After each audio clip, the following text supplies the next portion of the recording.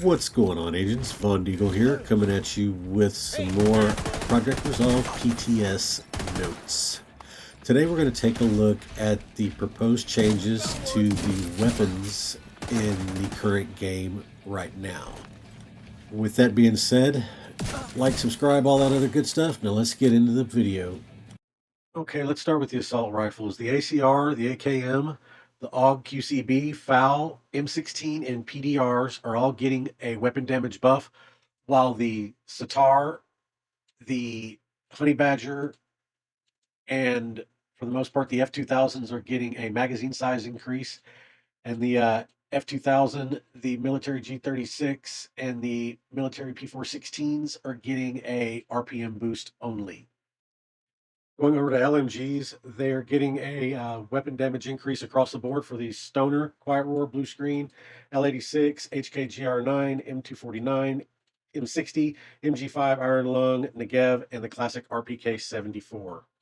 For SMGs, the AUG, the T821, the 1928 Tommy Gun, and the Police UMP5 are all getting weapon damage increases.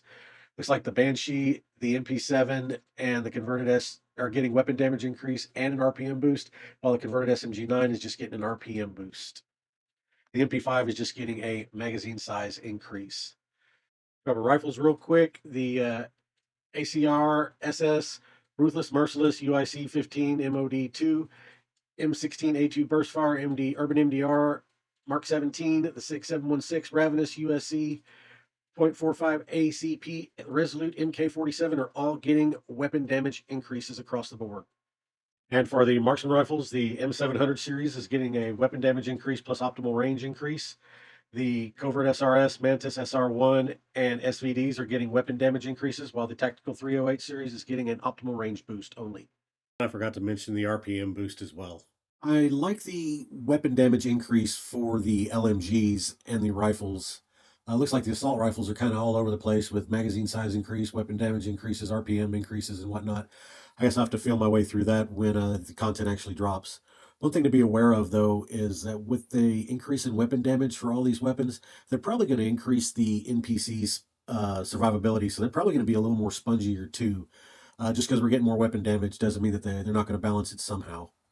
And as far as PvP goes, the increased weapon damage that we see is probably going to be offset by the increased values in armor regen, armor health, and whatnot that their gear sets and gear brands are going to be giving us.